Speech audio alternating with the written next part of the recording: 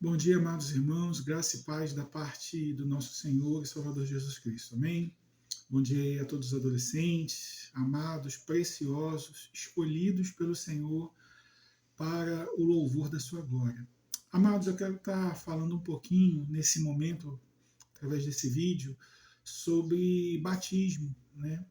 Alguns conceitos, algumas considerações. E Deus colocou no meu coração o texto lá de Mateus capítulo 28, versículos 18, 19 e 20. Um texto também conhecido como a grande comissão, essa incumbência, essa tarefa dada pelo Senhor Jesus aos discípulos após a sua ressurreição. A palavra do Senhor nos diz assim, amados: Jesus, aproximando-se, falou-lhes, dizendo: toda autoridade me foi dada nos céus e na terra. Ide, portanto, fazei discípulos de todas as nações, batizando-os em nome do Pai, do Filho e do Espírito Santo, ensinando-os a guardar todas as coisas que vos tenho ordenado, e eis que estou convosco todos os dias até a consumação do século. Amados, esse texto fala de uma ordem, de uma incumbência, de uma tarefa dada pelo Senhor Jesus aos discípulos.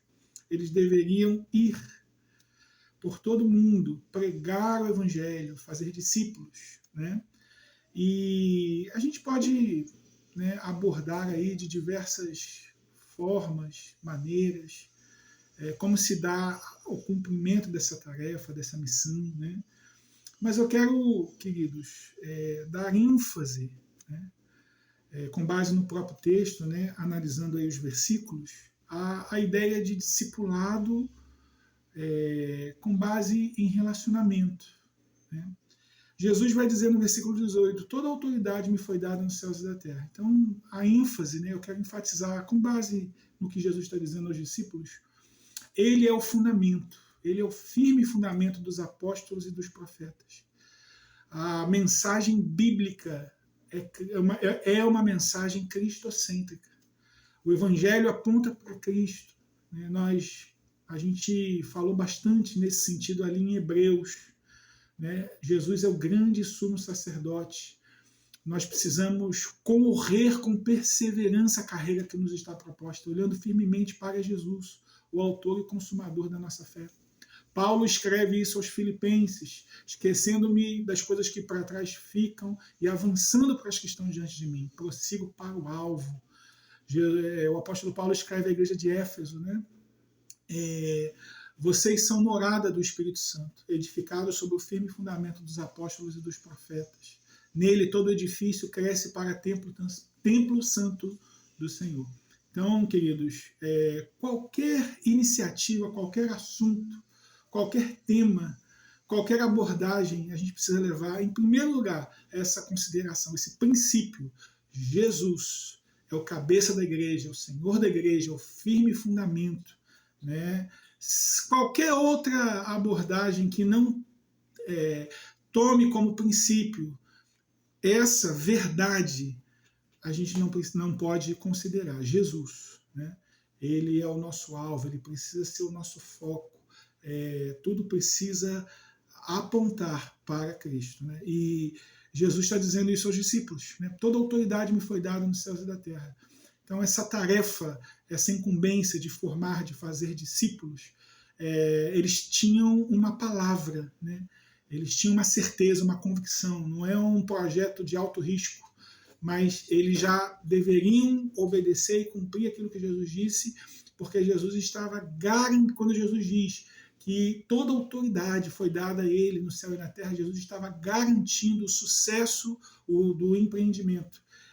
Jesus estava dizendo a eles: olha, vocês vão ser bem-sucedidos, porque quem garante a vitória sou eu, o Senhor Jesus. Então, queridos, a ideia da grande comissão, a tarefa da grande comissão, essa incumbência dada pelo Senhor Jesus aos discípulos, nós precisamos ter como princípio. Nós vamos conseguir cumprir se nós confiarmos nessa verdade. Jesus é o firme fundamento. Ele tem toda a autoridade, né? Nós vamos avançar na obra do Senhor, no nome do Senhor Jesus. E o versículo 19 vai dizer: ide, portanto, fazer discípulos de todas as nações. A avaliação, queridos, dos termos gregos aqui aponta para um imperativo e algo contínuo. Então, é uma ordem dada pelo Senhor Jesus que deveria estar sendo realizada constantemente. E aí a gente pode pensar, queridos, na igreja verdadeira, viva, santa, na multiforme sabedoria de Deus, no bom perfume de Cristo, que deve ser exalado, conhecido em todos os lugares. Então, queridos, na sua casa, na sua família, na sua faculdade, na sua escola, você é a igreja do Senhor. E ali onde você coloca a planta dos seus pés, você testemunha do poder de Deus. Você proclama as virtudes daquele que nos chamou das trevas para o reino do Filho do seu amor. Você glorifica Jesus, você anuncia o reino, você prega a palavra. E aí as pessoas veem Jesus na sua vida e eles querem esse Jesus para eles também. Assim que funciona, queridos. E aí isso acontece na igreja local, quando a gente preserva a unidade no Espírito Santo, quando a igreja se transforma num lugar de cura, num lugar terapêutico, no lugar onde as pessoas sentem a presença de Deus. Isso acontece na família, isso acontece na escola, isso acontece nos lugares, nos contextos onde Deus coloca você. Entendeu? Uma igreja viva, uma igreja santa, uma igreja que adora em espírito e em verdade. Né? E aí eu sempre enfatizo, eu e você somos morada do Deus vivo, o Espírito Santo habita em nós.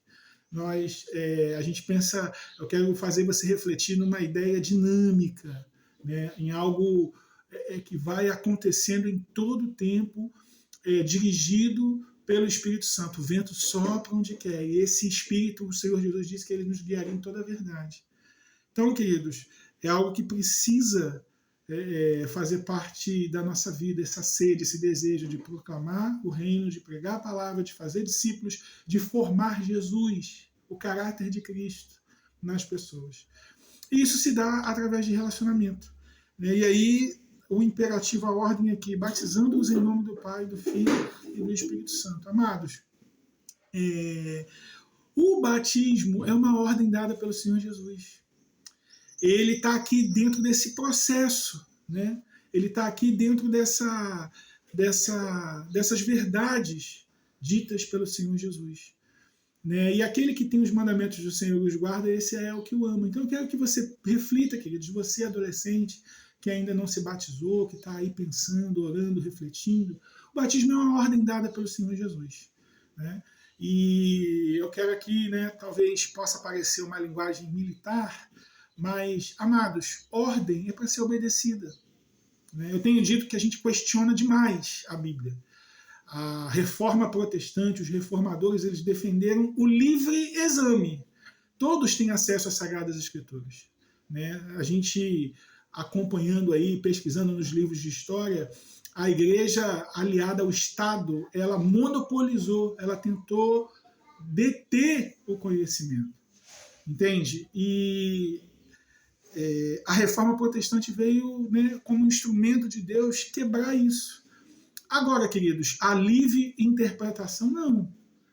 A livre interpretação ela não pode acontecer. Nós não podemos olhar para a Bíblia com o olhar dos nossos caprichos, das nossas conveniências, das nossas éticas circunstanciais. Eu escuto aí uns discursos muito bonitinhos, né? Mas são portas que vão sendo abertas para o liberalismo entrar, para o mundanismo entrar, e aí Satanás vai colocando os ardis deles. Eu já disse isso em outras oportunidades, esses métodos de Satanás, essas estratégias, essas mentiras vão entrando na igreja. Então a gente precisa, queridos, resgatar uma fé de absolutos, uma fé de parâmetros, de certezas, de verdades. A gente está aí num momento de muito subjetivismo. Tudo é relativo, não tem nada a ver, muitas discussões e pouca vida com Deus. Muita fala, muito blá blá blá, muito mimimi.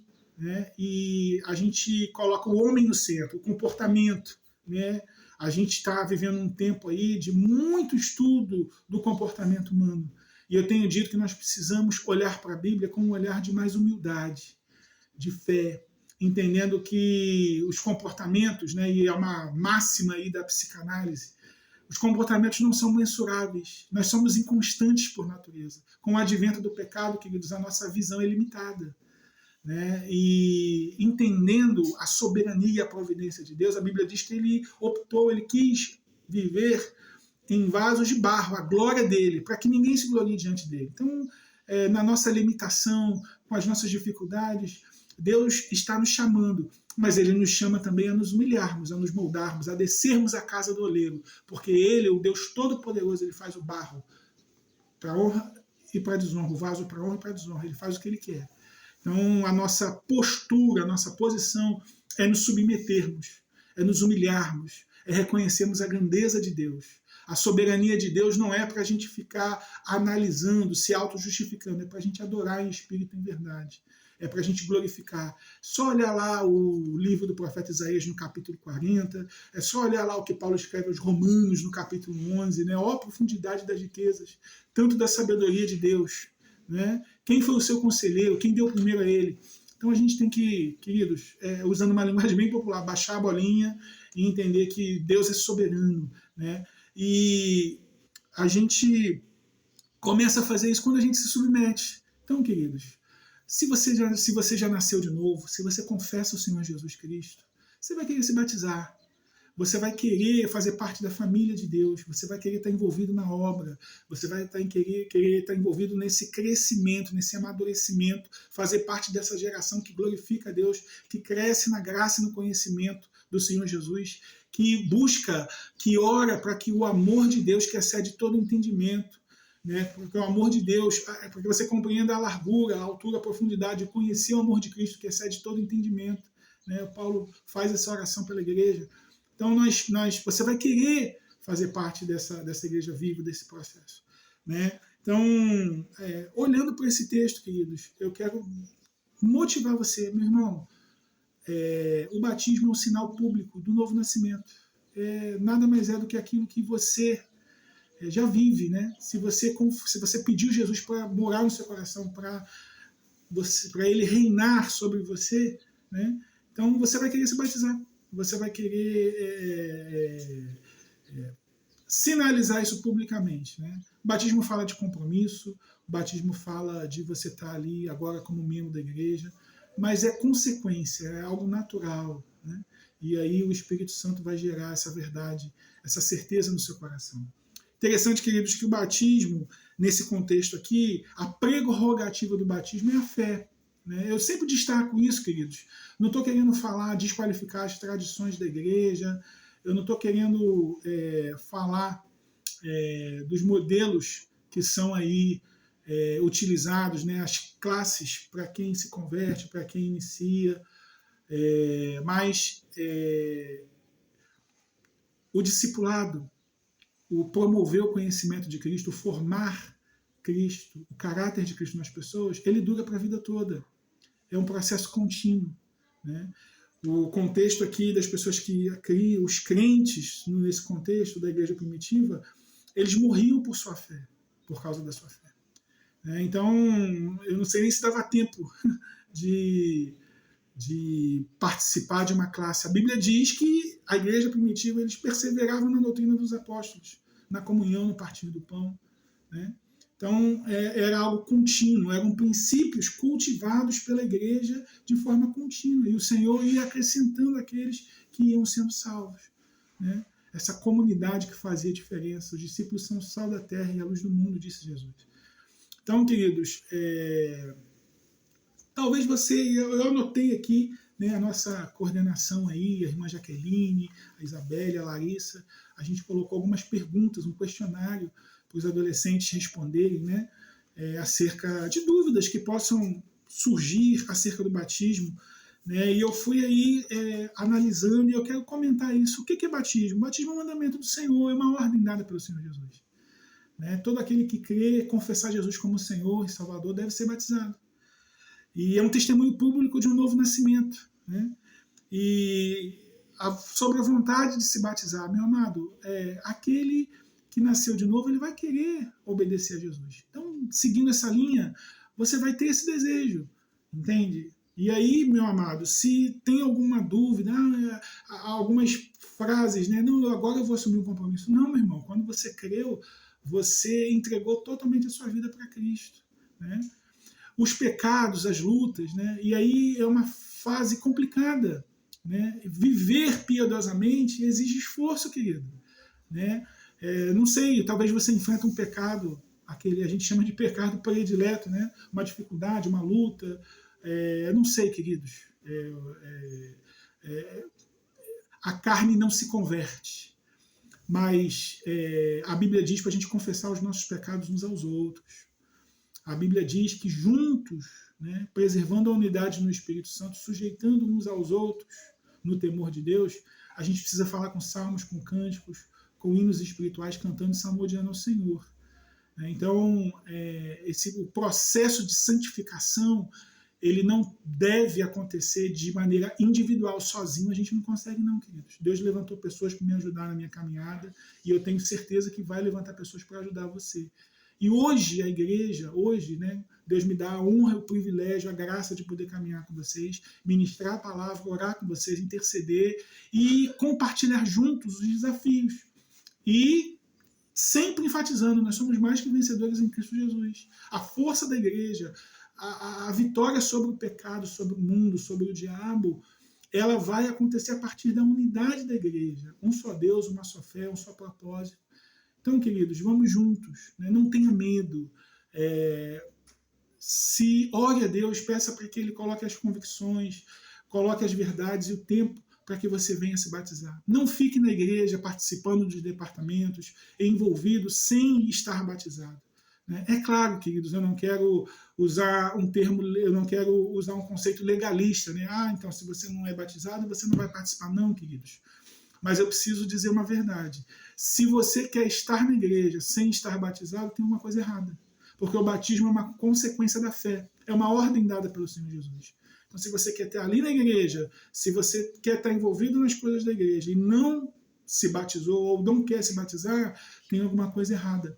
E essa lacuna, esse espaço, essas dúvidas, talvez medos, talvez mentiras de Satanás que ele esteja colocando na sua mente, né? A gente está aqui para, em nome de Jesus, com a verdade de Cristo, destruir os sofismas, as mentiras do diabo. Como Paulo diz da igreja de Corinto, as nossas armas são espirituais, não são carnais, mas poderosas em Deus para destruir fortalezas. Toda mentira, tudo aquilo que se levanta contra o conhecimento de Cristo. Então, queridos, se candidate ao batismo. É uma bênção, é uma ordem dada pelo Senhor Jesus.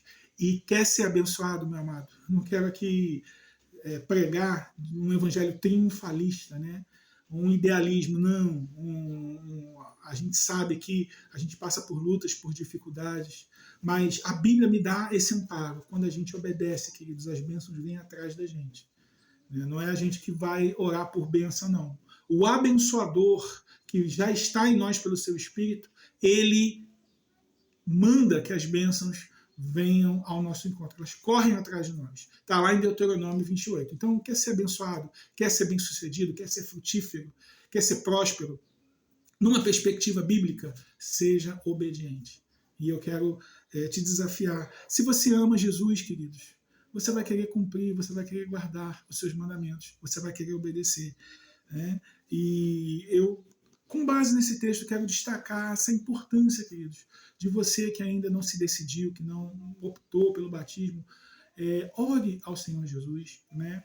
Nós estamos à disposição, eu, Jaqueline, os irmãos que já se batizaram, nós estamos orando, clamando a Deus, para que você possa realmente viver uma vida consagrada a Deus, para que você possa desfrutar das bênçãos da aliança. E a Bíblia diz que Deus nos abençoou com toda sorte de bênçãos espirituais nas regiões celestiais em Cristo.